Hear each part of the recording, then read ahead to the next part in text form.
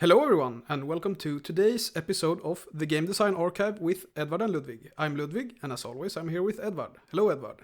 Hello. Today, we are going to talk about the very interesting, how would you say? You can't say it's interesting. Everything we say is very interesting. Yeah, that's very true. Anyways, we're gonna talk about strategy and tactics. So, Eddie, go ahead. I go ahead. Okay, sure. Yes. Yeah, so both of us are, I guess, fans of the Electric Underground, right? He makes the YouTube channel. Yeah, the YouTube channel. He makes very good videos about this Yes. kinds of stuff.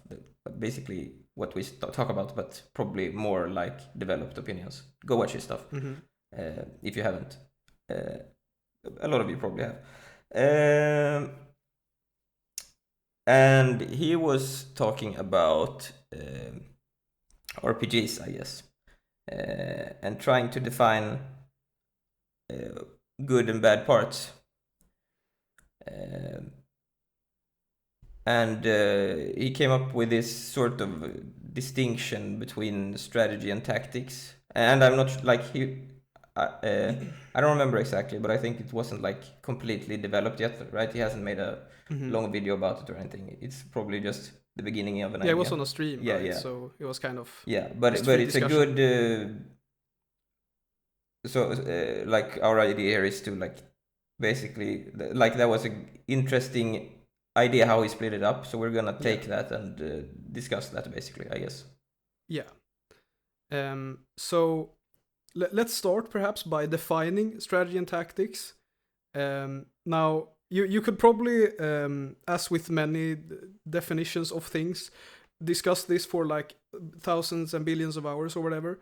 But I think a very simple and like effective way to split this up is to say that strategy is what you are going to do, and tactics is how you're supposed to do it. Okay. Like in the moment, if that makes sense. Sort of, not exactly, but yeah. So like, if we take, because we're gonna discuss roguelike deck builders, let's take that as an example, right? So roguelike deck builders, I would say, are very heavy on strategy because they are all about, well, not only roguelike deck builders, like roguelikes in general nowadays. They're very much about like what the build is, right? So if you look at something like Hades, it's like most of that game is about coming up with a good build, right? Yes. And you could argue that there's a bit of tactics there because, you know, you don't always get the like items you want or whatever, so you might have to adapt your build a little bit in some way or another. But for the most part, it's a mostly strategic game because you have kind of, I wouldn't necessarily say that you need to have a plan from the start because the strategy can evolve over time. Like you can see what kind of items you get and then like choose which strategy you want to go from that information, right? So it's not like strategy isn't like pre-planning. It's more like, yeah, it's more like what am I supposed to do? What is my long-term plan? Whereas tactics is more like what am I doing in this moment to make sure that my strategy is successful, right? Does that make sense? Would you What say do you that you mitigate strategy partly by making the game harder? What do you mean? Do you have an example? Well, you said that it's your planning, right? And I feel like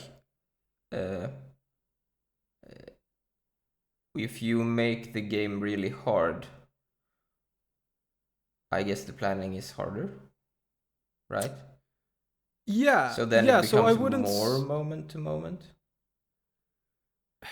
I don't think so. I think I think this is like where the important distinction is because I do think that there are like very strategy heavy games that are hard despite kind of lacking tactics. But I do, because it's like,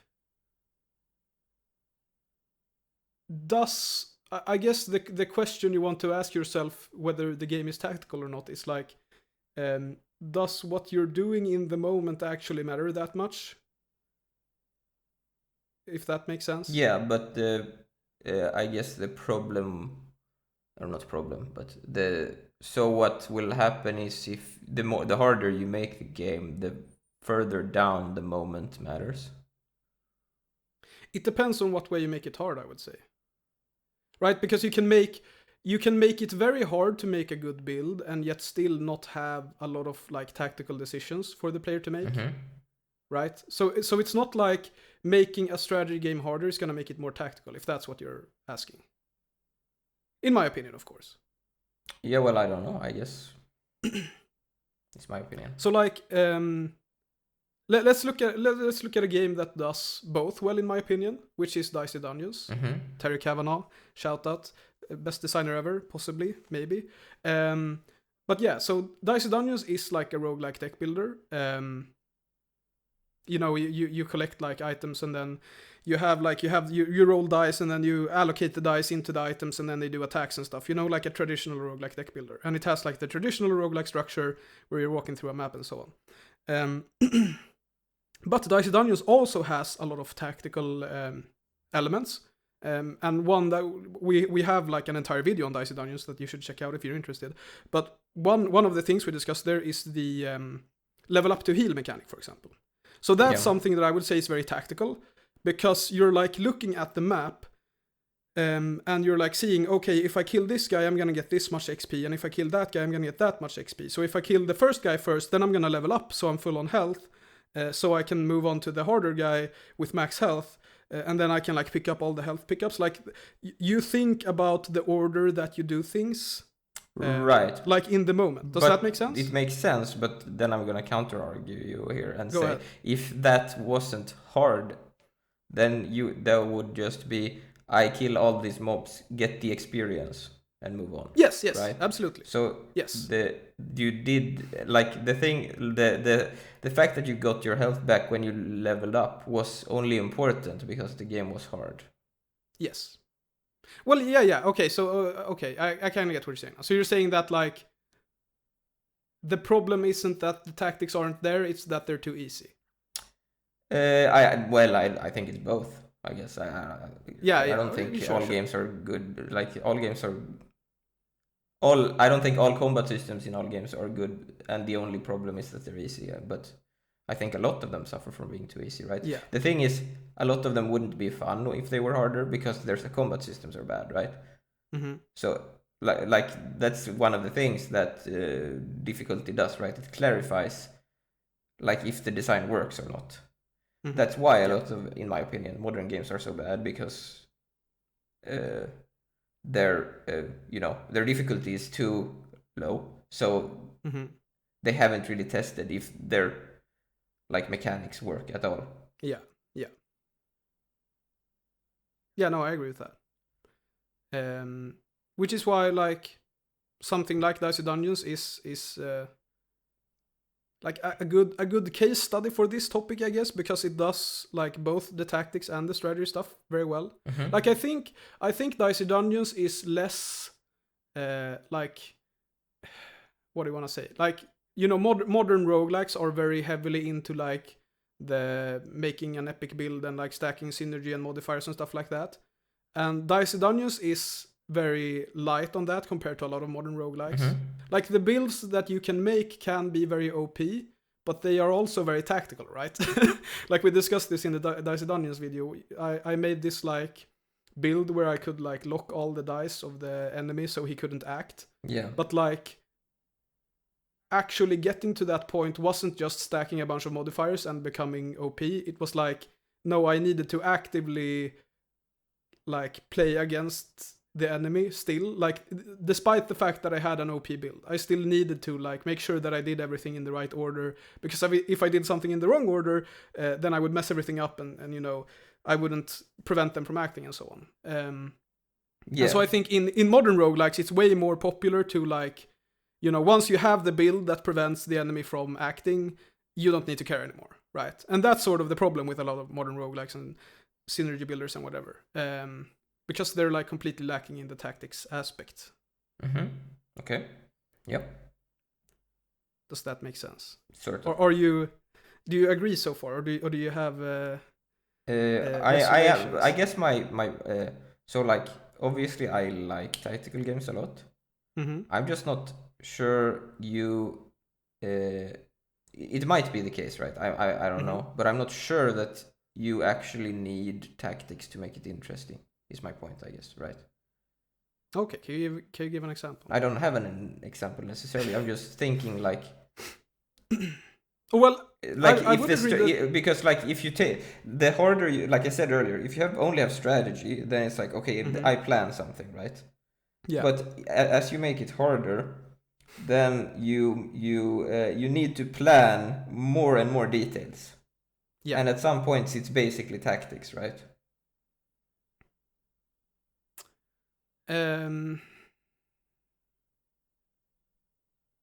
Like I kind of get what you're saying. I think, I hope. Yeah, it's fine. But I don't think I agree, because I think this goes back to like how I define strategy and tactics, and of course you can disagree with that. But like, I think the problem with only having a strategy game is that you only have the why aspect, right? And that's why it's not interesting. Like, you could probably make an interesting, like, pure strategy game without tactics, but I think it's... I mean, you could argue most, like, I'm not saying they're good, but like most, like, JRPGs or whatever are just strategy, right? Yeah. I mean, someone was gonna get mad at us in the comments for that, but it's basically true, right? Because you can always make a strategy in those games that beat, like, you know, oh, this boss is too hard, I go grind, oh, now I'm max level, oh, now I beat it. Yeah, right? exactly. And that's sort of my point, where you can't do that in something like Dicey Dungeons, because it prevents grinding, right?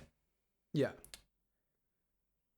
Yeah, well, what I'm trying to say is that, like, it's... I'm not saying it's impossible, but I do think it's hard to have a game where, like, that's interesting, where the only thing you have to care about is, like, what you're going to do, right? Yeah, I guess my point is that it becomes how, right? Yeah, I guess. Okay, yeah, I kind of get what you're saying. Yeah, so like, you're saying that, like, it's not... by making a deep strategy game, the how actually starts mattering. Yeah. So it becomes tactical by being deeply strategic. Yeah, Okay, I don't know if if that is true. I'm just like, that's what my intuition tells me right now, I guess. I'm not sure that's necessarily true, but it could be. I'm thinking, like, because you know, we discussed Europa Universalis last week. Yeah. And one of the games that I was thinking about when I heard this, when the Electric Underground said this thing about tactics and strategy, was I went straight to EU4, because it's a game I've played a lot. And I realized that, like, because I've said before that, like, EU4 is one of the only Paradox games that I think is, or it's the only Paradox game that I think is good, and the others are pretty boring, actually. And I started realizing that, like, holy crap, the reason for that is because EU4, like, it's a very strategic game, EU4. Yeah. But it's also very tactical, which the other Paradox games really aren't.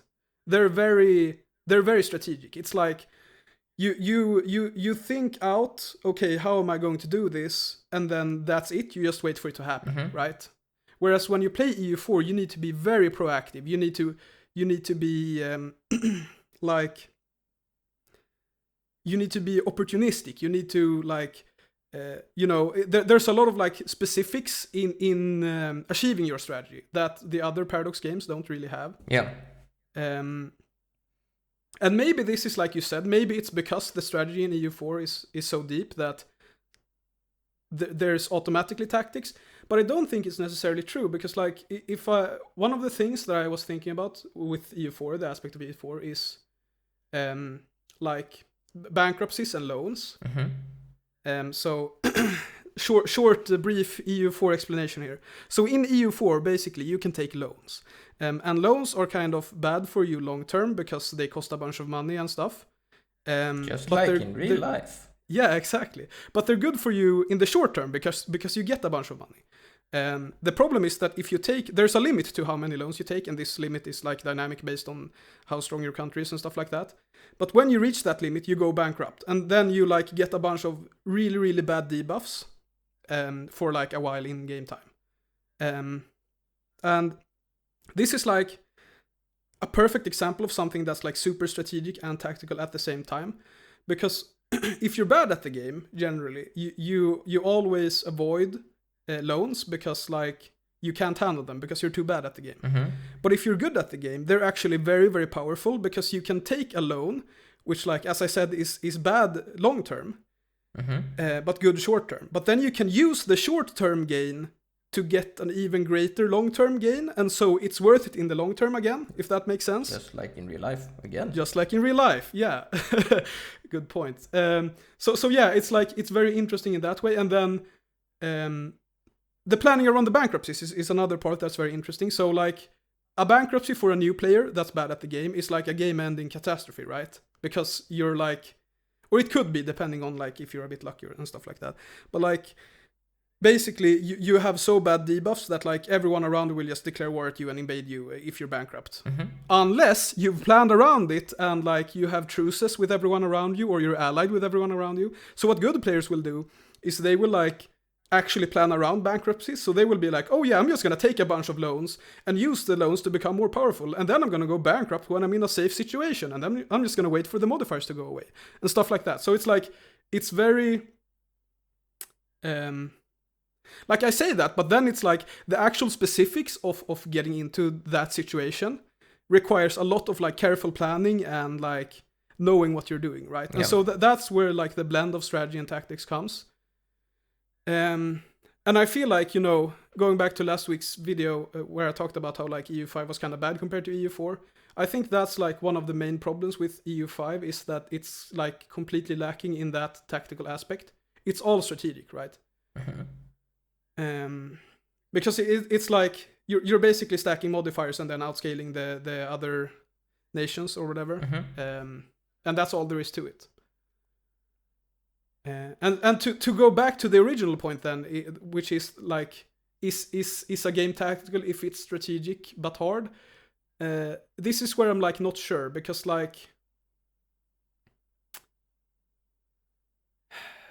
well, so like maybe I think RPGs.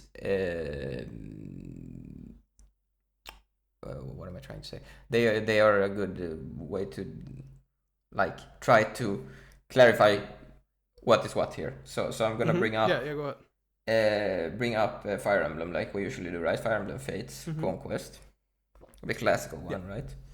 Yep. So there is a lot of interesting stuff going on there, right?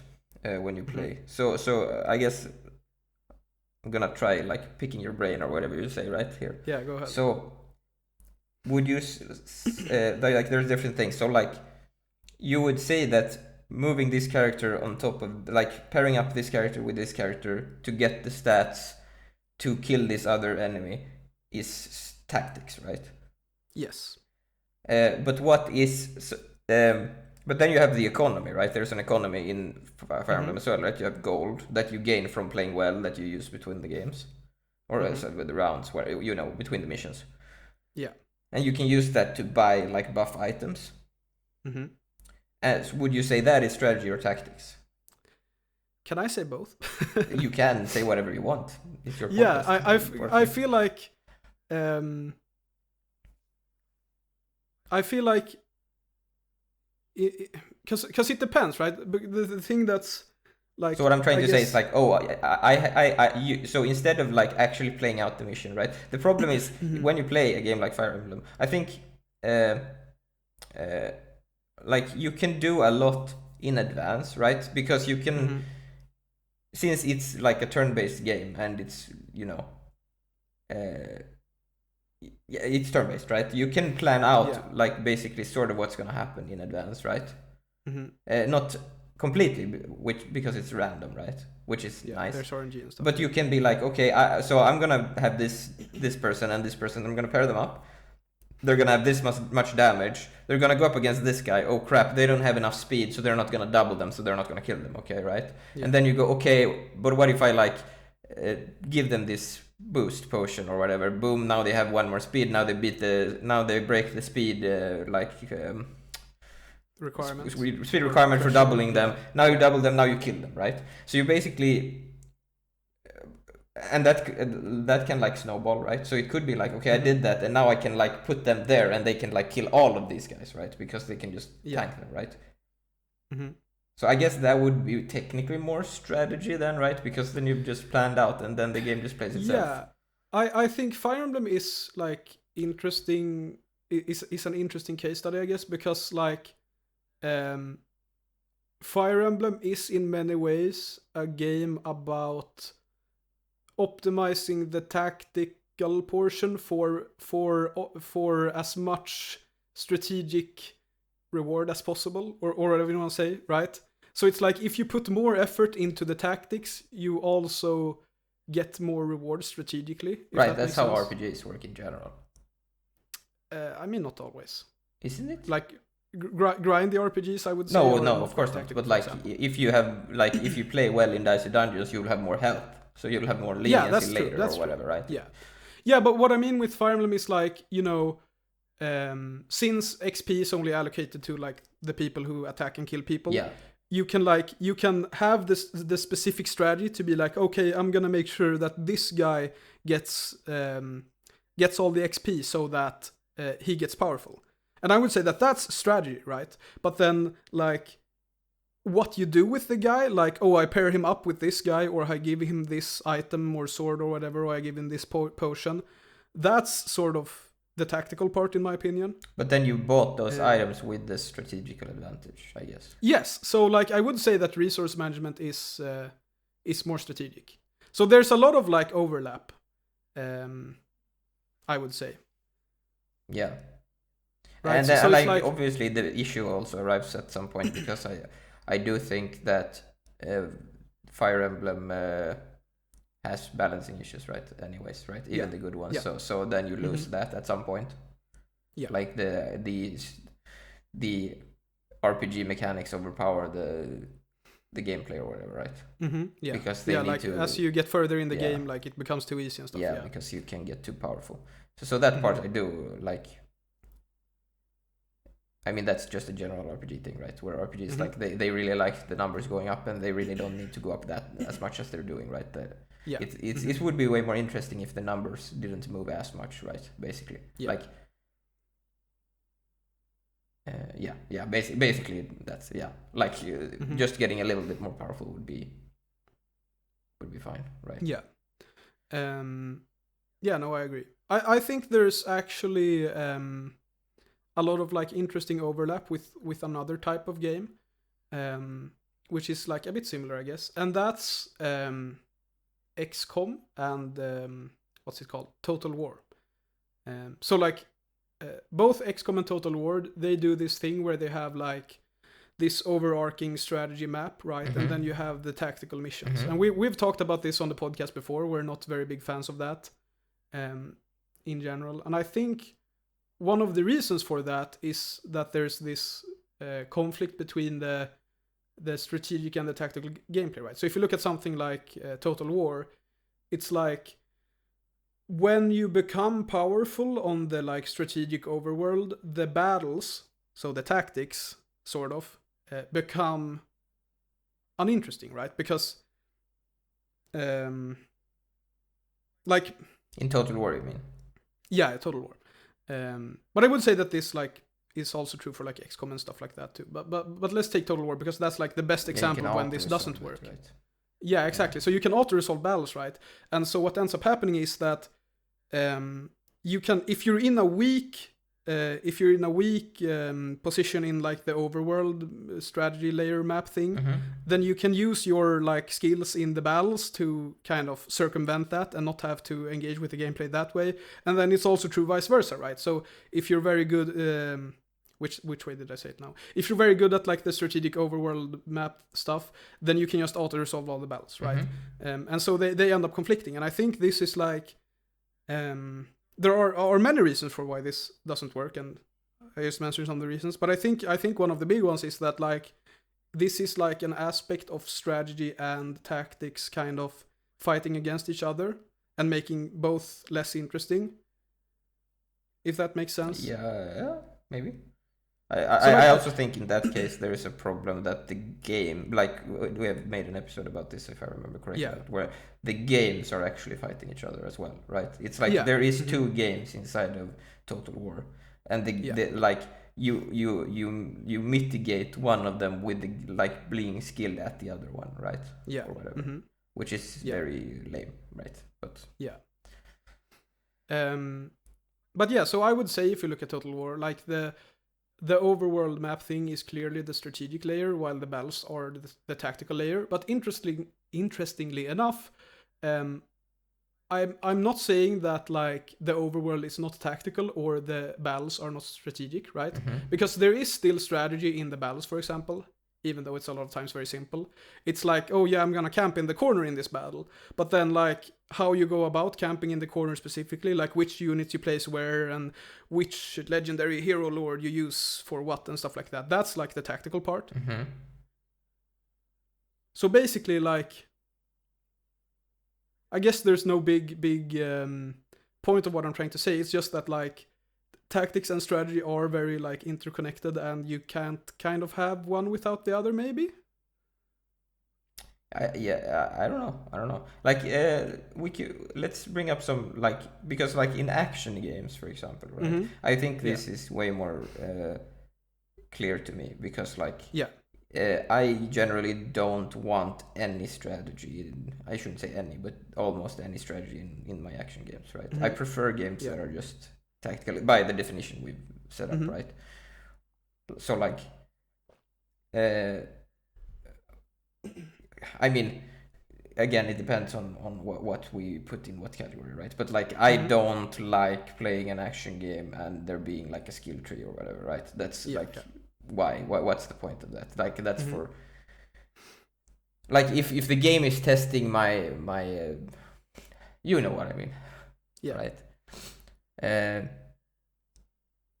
But I guess you could argue like rank in a shmup or whatever would be strategy or something, like you absolutely, I would say. But then again, I'm not that super like I would actually say that it depends, right?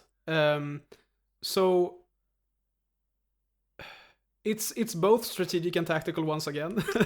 Because like if you look at something like didn't we discuss what's it called, Blue Revolver, probably, like last week or 2 weeks ago or something, where it's like you know, it has like tiers of rank, and then if you die at the end of a tier, it gets reset to 0. So you always want to die like at the very end, like before it ticks over. Like I would say that is pretty tactical, but then the whole... Isn't that strategical? Well, no, because it's like, it's how you do it, right? When you die matters, and so it's tactical, right? Does that make sense? Maybe, but then again, it's not like it's hard to like, like you could argue I planned ahead to just die at that moment. Well, I would say that in that case, strategy is like, okay, I'm going to try to keep rank as low as possible. And then tactics is, how do I go about keeping the rank as low as possible? Because you could also say, my strategy is to just keep going and don't care about rank, right? Even though that's probably a dangerous strategy to use, right? Yeah, it's probably might be fine in Blue Revolver, but I guess it depends on how good you are. And so does that distinction kind of make sense? Maybe, yeah. Well, like so if we take like Ghosts and Goblins or whatever as an example, right? The Resurrection one, right? Yeah. So like, we've talked about how that's like very RNG heavy and how that creates like unreactability or whatever we wanted to call it, right? And how that I guess that creates a lot of tactics, right? Yeah. In that case, because you need to you can't just play. So like, would you say a game like Celeste is very strategical, or is it tactical? No, it's not. I would say it's neither, to be honest. Well, it has to be one of them. You can't pick no. Wait, now I need to think. Because like the problem with Celeste is that since everything is so short term, like there's no long term consequences to anything whatsoever in Celeste. Like it's all very much like there's very few gameplay scenarios that are more than like 5 seconds long, and so I think neither strategy nor tactics end up like mattering that much. So what game, matters right? in that game then? Like just Twitch skill, I guess. I don't know, right? It's like so like yeah.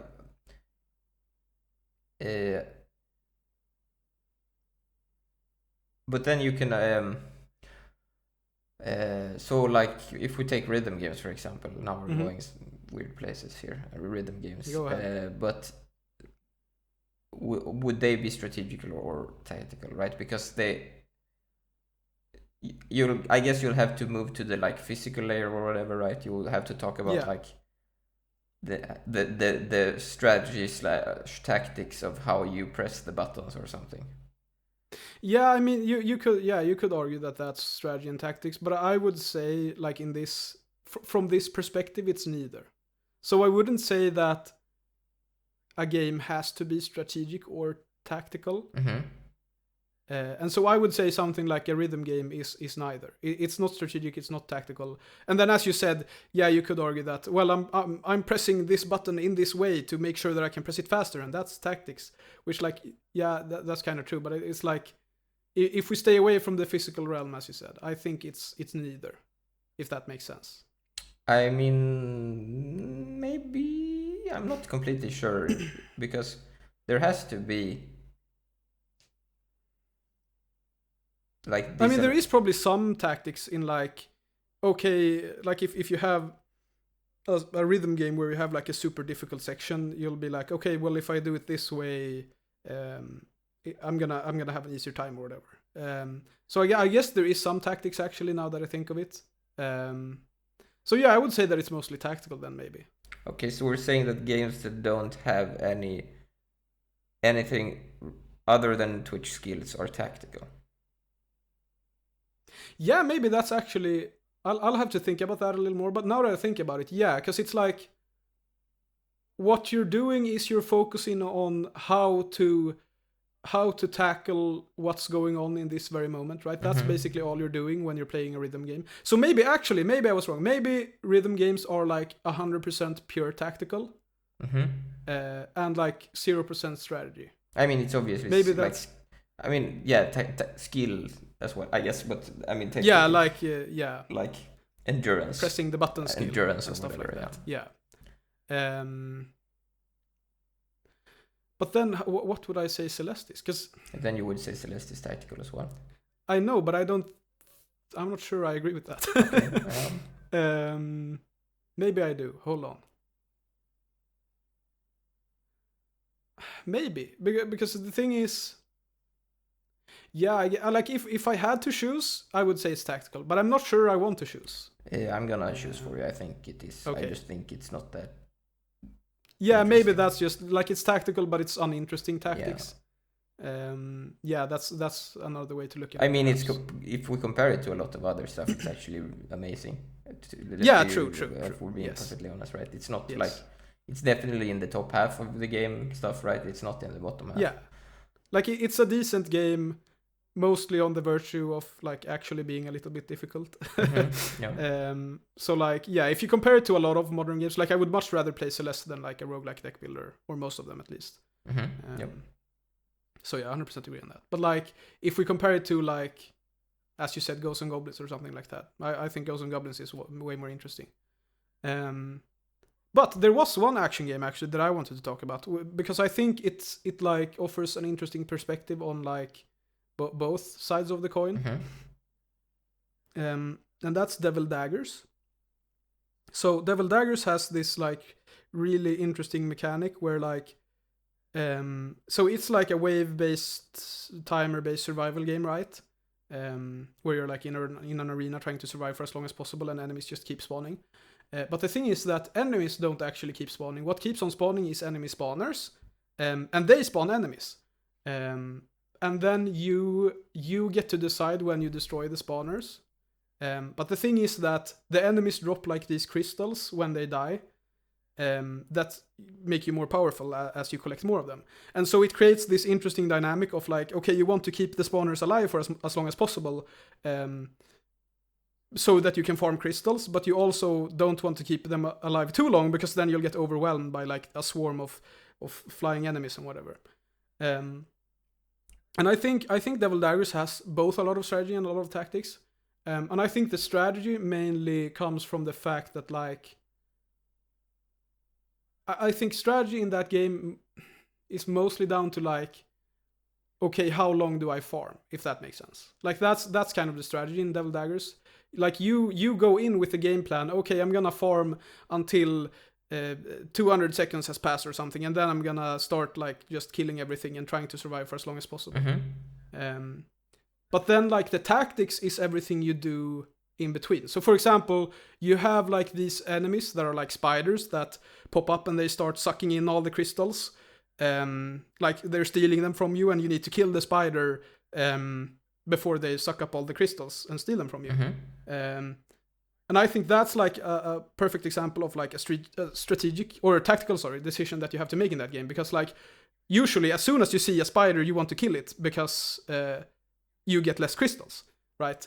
And so all of a sudden you're in a situation where it's like, okay, you're being chased by like 50 skulls, and then there's like 10 spawners, and you might want to kill one of them, and then there's a spider over there, and also there's like a caterpillar flying above, and you need to like scrape his bottom for crystals as well. And so like what decision do you make in that moment? That I would say is like a very good example of like tactical complexity, if that makes sense, or tactical depth. So you're saying to get tactical depth, well, see that's the then it goes back to what I said in the beginning, right? Where like not only that, right, but partly that, which is that you need to make it difficult,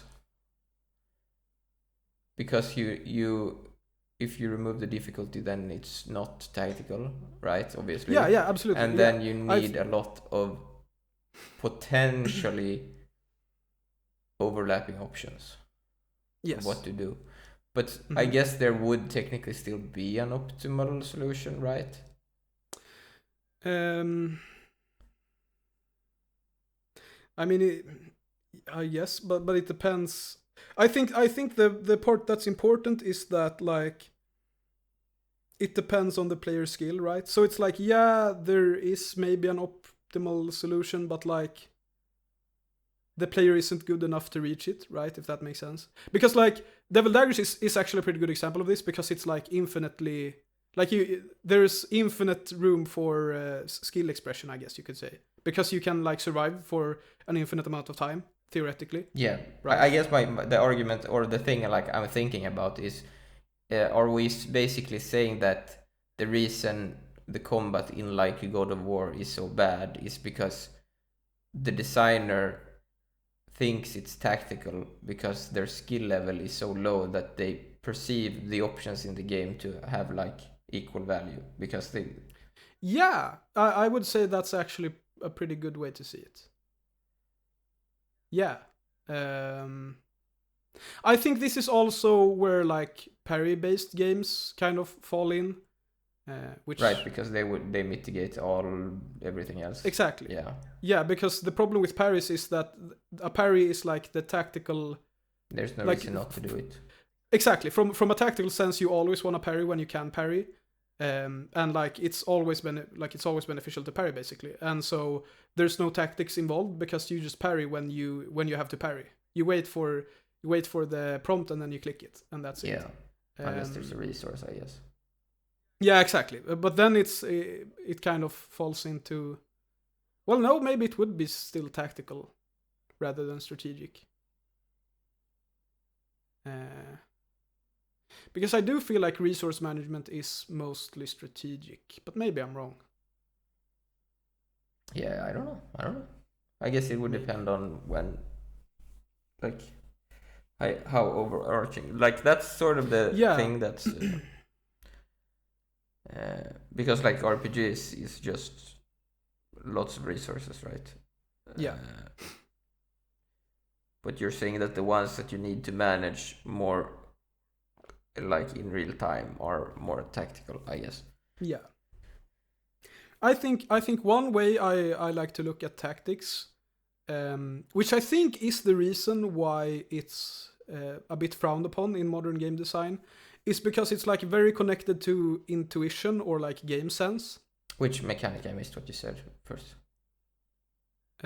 Or what do you mean? You said something frowned upon. Like, what was the first point? Oh, yeah, tactics. Like tactics are frowned upon in modern game design. Yeah. Like modern games aren't very tactical, I'm saying. Yeah. And I think the reason for that is that there's a lot of overlap between like tactics and intuition and game sense and stuff. Because I think the traditional knowledge is that like strategy is intuition and game sense, right? But I would say that like it's probably partly true, but I think that tactics is very underrated in that part. And the reason that I'm yeah, that makes that sense because we just said that the like the physical aspects are parts of tactics, right? Mm-hmm. So it makes sense. Yeah, so the game that sort of got me thinking about this is Counter-Strike, right? Because I play a lot of Counter-Strike. And Counter-Strike is very, very tactical. And what ends up happening is that there's so much game sense in that game. So like, let's take a scenario, for example. I'm a counter-terrorist and I'm standing on A site. Mm-hmm. And I hear a terrorist shooting on B site. Okay, do I rotate? That's like an extremely tactical decision, right? Mm-hmm. That's based on like so much of my previous experience. Like whether I rotate or not when I hear someone on the other side, it's based on thousands of hours of playing and intuition. Because like, I mean, it depends if you have played that much. Otherwise, you're gonna make it worse. Yeah, true. But I'm talking from my experience because I have played thousands of hours CS. And like, so it's like if I just brain dead go, okay, I hear someone over there, so I'm gonna go and rotate.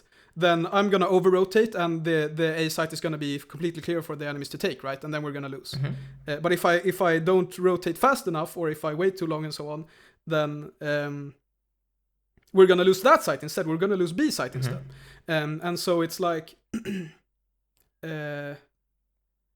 Maybe I explained this a bit poorly, but essentially what I'm trying to say is that like the intuition that comes from like experience and playing a game a lot and like knowing what people do or knowing how the game works like in depth, that you can only get from like playing the game a lot and not like watching a YouTube video or reading about it or whatever. Yeah.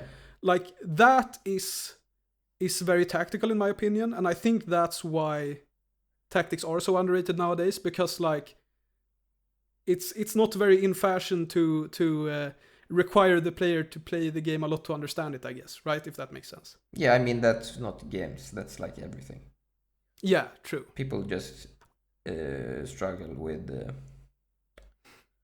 I don't know what to say. Yeah, I think... They struggle with effort, I guess. Yeah. No, I think it's very interesting, actually, because that's like one thing that I've heard a lot from designers. It's like... you know that like it should be, anyone should be able to beat it eventually if they know. Yeah, exactly. Yeah, well, they can if they like, they can play hard shoot 'em ups or whatever and beat them if they want to, but people don't get that, right? Yeah. Or whatever. I think this is where like the I can't play action games because my reaction times are slow. Oh my god, reaction times, it's such a dumb argument. Yeah, exactly, because we've discussed this before, right? Because CS is such a perfect example of that, because if you're relying on your reaction time in CS, you've already lost, right? Because you need to have the game sense. So the reaction time is actually like a crutch that you use because you don't have the game sense and you don't have the intuition. I'm gonna say something without any like scientific evidence of this. I don't think reaction time matters at all in Counter-Strike. Well, I would say that it matters if you're bad at the game. Do you think it even helps if you're bad? Yes, like if you're... Okay, so you're saying if you're bad, it helps. Yeah, maybe it helps a bit if you're bad. Exactly. Yeah, maybe. Yeah, and I think that's why people complain about it so much, because they are bad at it. But the thing is, the reaction times are so like similar on people, right? People like to say that, I have so bad reaction times, and they blame the fact that the other person shot them on reaction times. But you really think like the difference in reaction times on humans is the like what's determining these. No. Well, what I'm like what I mean think... is like if we both are bad, right? Do you think do you think it's the reaction time that makes the bad one of the bad players win? I'm not sure even like it matters on that level, is what I'm saying. I think at that level it's like luck or like ping or something, right? It's not even their reaction. I mean, I think it's a bit of everything. Yeah, sure. But I do think like if you're two people, like if you take CS as an example, okay? Let's say two people who are bad at CS peek each other at the same time and are both surprised that they peeked someone. Then I think the guy with like if we're the guy with the better ping and stuff like that, like I think the ping difference is gonna be bigger than the reaction time difference, right? That is true, probably. That's a good point. That's sort of my point. Like reaction time differences is in like, you know, I don't know exactly, but you know, it's around like 200, right, or something. Yeah. So like plus minus a bit there, right? It's not. Mm-hmm. I mean, sure, you could argue if you're like super slow or whatever, but then, yeah. Yeah. Yeah, but anyways, my point is that if you're actually good at CS, then if you're relying on your reaction time, you're already dead. Yeah. Because like, if you peek someone, and they know that you're gonna peek there, then you having the fastest reactions in the world is not gonna help you, because you're gonna be dead beforehand. Because they know that you're gonna peek, and they're gonna like pre-fire you and stuff. Right. Yeah. And so there's like that's where like the tactical depth from CS comes with like knowing all that stuff. Yep. Yeah, makes sense. Yeah, and it's interesting, right? Because that means that like that explains a lot of things in my mind. Then, so if we bring up our favorite game example, the Souls of the Dark, then yeah, that makes super much sense, right? Because then like the tactical parts are the parts that are good basically in that game, because the strategy in that game would be like the RPG stuff that is not at all interesting, right? I mean, you could argue there's a little bit of interesting stuff like your build choice or something, right? That would be a strategical choice, right? Or would you say that strategy is... No, yeah, that's strategy. Yeah. So like, oh, I'm a wizard or whatever. Now playing spells is mostly not that interesting in those games, in my opinion. But whatever. Let's say it was interesting, right? Then that would be like, oh yeah, I like this playstyle more or something, and that's interesting. An interesting strategical decision, right? Whereas the combat or the like managing your stamina or whatever would be the tactical part, right? Yeah, and that makes sense, because that's like, unfortunately, I think that is partly why it is so popular, like because it covers both the people that are very like good games and the people that like have insecurities about their like trying to get better and stuff, right? Because the ones that like don't think they can get better, they will just grind or whatever, right? Yeah, which you can do in Dark Souls. Whereas the people that you know, like games, they will just they'll just try over and over until they beat the boss. Yeah. So that's like interesting, like how that like might help it popularity wise, right? To be like this game where it's actually kind of hard, but also you know, open to more people. Yeah, like I think Dark Souls is one of the games that like truly has something for everyone, if that makes sense. Where it's like, yeah, it can be a hardcore action game, but it can also be like a roguelike deck builder where you make the most epic build and one shot everything. That is true. But I do think that like actually even for the people that say they don't like the difficulty, that it does make a difference to them, because it means that the way they're trying to play it does like they actually have to try in some sense, right? Of the like, it's not like you mean from a strategic sense of or whatever, right? Yeah. They need to like find a strategy, like basically they need to make a strategy that works against whatever, right? And they might have to get like a little bit better, because they maybe like, because I guess would you say strategy like also has to develop, right? Because you can't just, I mean, you can look up strategies, I guess, but it's not like, oh, you have the best strategies. I feel like, okay. If you have, like, people feel like, so if we go back to your CS thing, right? Or in general, right? So what you were saying is that strategy is something that people feel like they can get better at, right? Yeah. But there is It's like, still skill development in strategy, right? So it's like, yeah, absolutely. It still overlaps with the tactics in the sense that you get better as you play more, right? It's just that people's perception of strategy is that can be learned, whereas tactics cannot, right? It's I think that's a very good way to put it. Like we discussed this the other day, like not on the podcast, of like a discussion I had with a designer where he was like, "Oh yeah, I think complexity is actually like it's bad, but it's also good in a way because it means that people can study in order to learn games, and so they don't have to be good at them naturally or whatever." naturally, yeah. Which like obviously he's like completely insane and completely wrong, but like I think it like What shows... you're saying, you were not born with the Counter-Strike No, genetics? I wasn't. No. Really? But I think that like discussion showcases why tactics are so underrated, because it's like strategy, like you get better at strategy from playing the game, but you can also, or well, sorry, what people see, right? Because you can always get better by playing the game, right? Yeah. But people see that like, okay, I can watch a YouTube guide and I can get better at the strategy aspect, but I can't watch a YouTube guide, like if we go back to CS, like watching a YouTube guide about when to rotate when there's a site that gets attacked in CS, like that's not gonna help you that much. Like if you have no clue what you're doing. I disagree. I think both. So like I think you are right that you can study strategy more, but I think just like we said that strategy can be like learned over time, right? Not just studied. I think the same goes for tactics. It's just that you need more exposure. So like I definitely think that like if you play 1,000 hours of CS or whatever, let's say we play 1,000, that's not huge amount but good amount, right?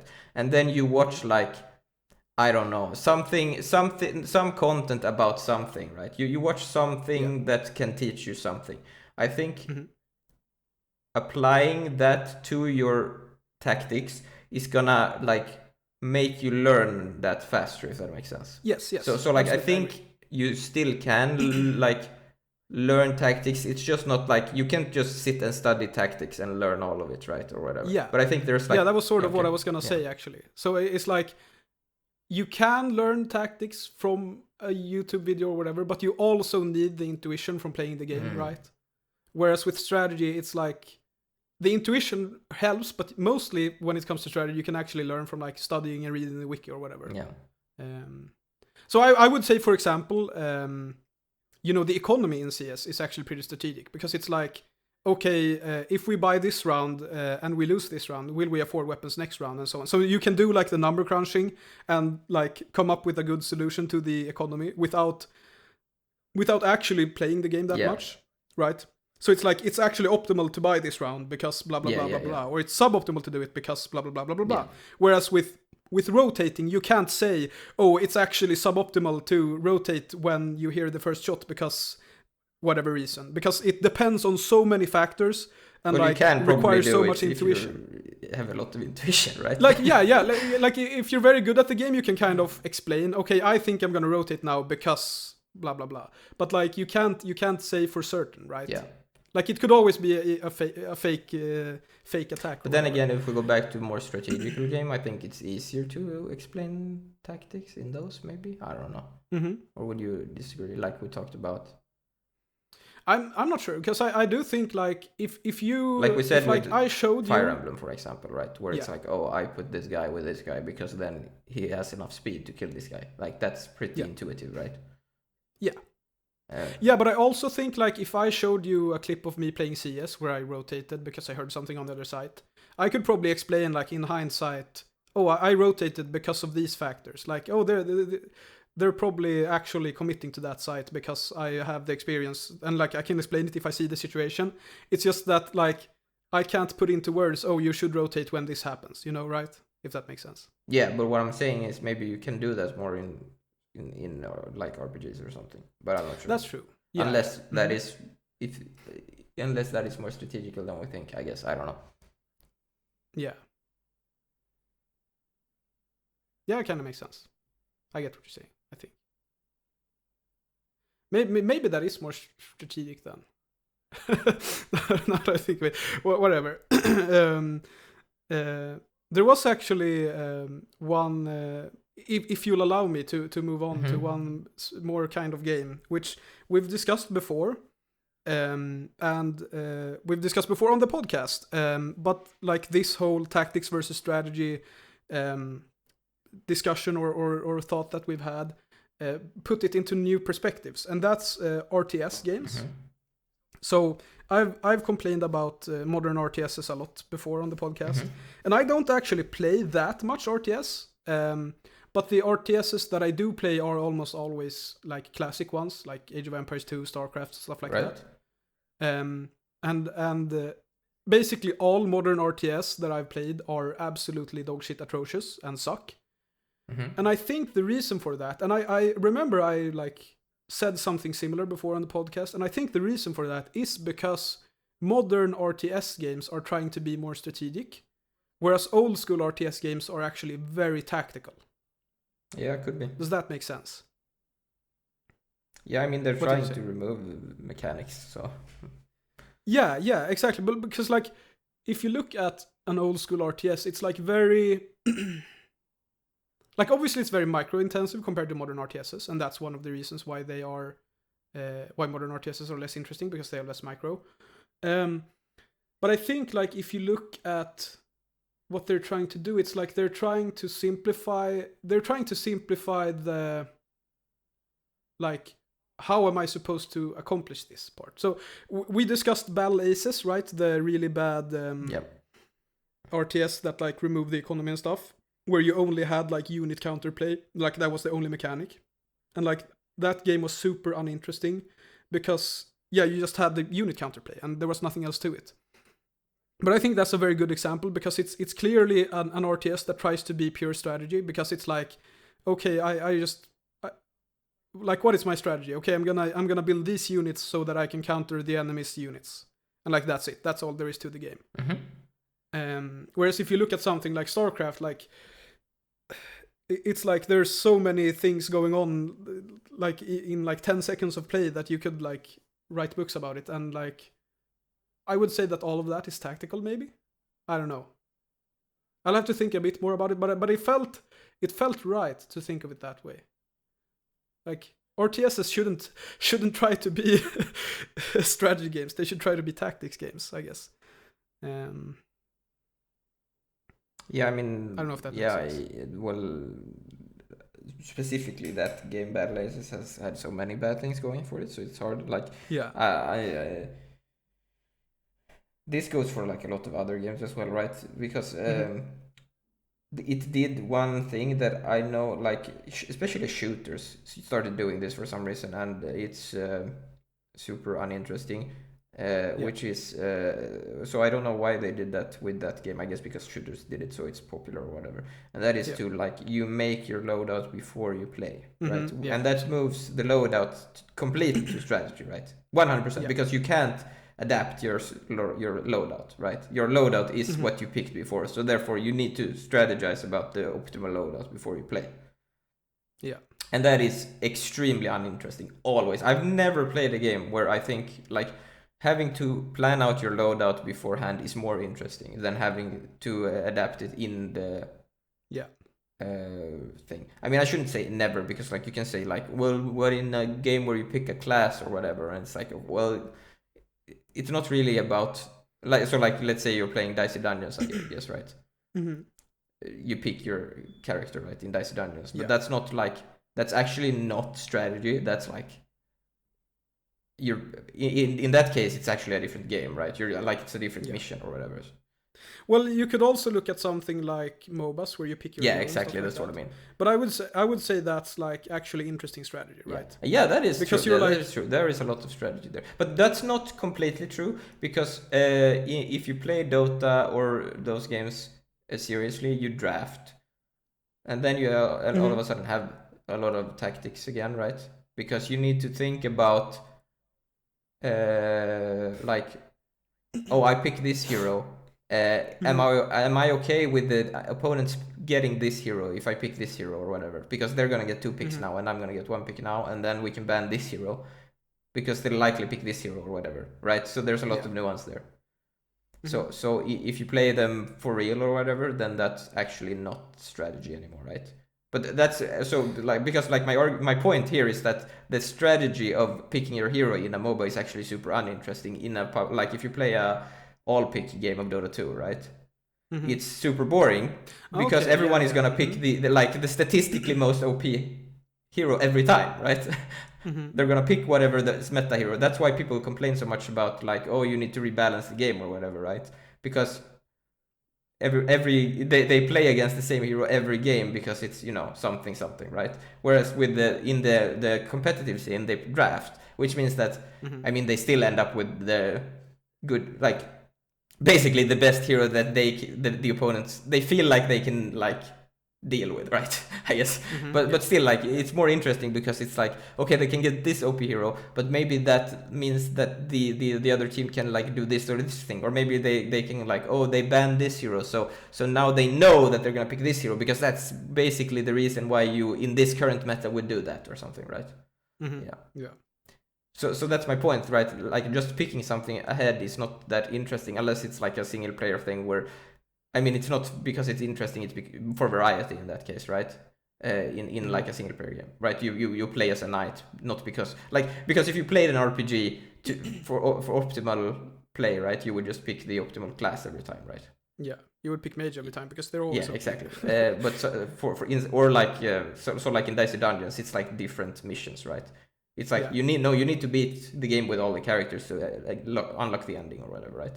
So then it's not like, oh, which is best. It's not strategy. It's like, no, it's different like challenges you need to play. Yeah, it's just a different level basically. No, yeah, I agree. And that's also, by the way, why League of Legends sucks, because they don't have drafting. And you can not only. No, you can pick the same hero on both sides. It's also super uninteresting. But yeah, there's a bunch of stuff that sucks with League of Legends. You don't have turn rate, that sucks. You can teleport, that sucks. It's ugly. Yeah. Sorry, League of Legends players. But yeah, I think we've sort of made our case here, perhaps not. Do you have anything you want to add to this discussion? I feel like this is something that's gonna come up more in like I feel like hopefully like there was interesting stuff in here. I'm not too sure like the definitions is very clear here, but that's fine. I think the definition part is like the most fussy part, like what you want to call it. I think we need better words for it. That's probably true. Maybe, you know, going back to what I said about intuition, it's like maybe it could just be like intuition versus knowledge, but I don't know. That seems too simple in a way. We'll have to think about it. We'll make a follow-up episode. Exactly. Make sure to leave interesting comments and stuff so we can think about it more. But I guess that's it from us today. Thank you for watching, everyone. Thank you for listening. Leave a like, a subscribe, and a comment, please. Or a dislike. If you enjoyed it. Or a dislike if you didn't enjoy it. And tell us why if you have something interesting to say, tell us why we're wrong or we're right. I would like to hear you tell us why I'm right. Always right. We're never wrong about anything ever. Nope, never have been. So thanks for watching, everyone. Goodbye. Bye.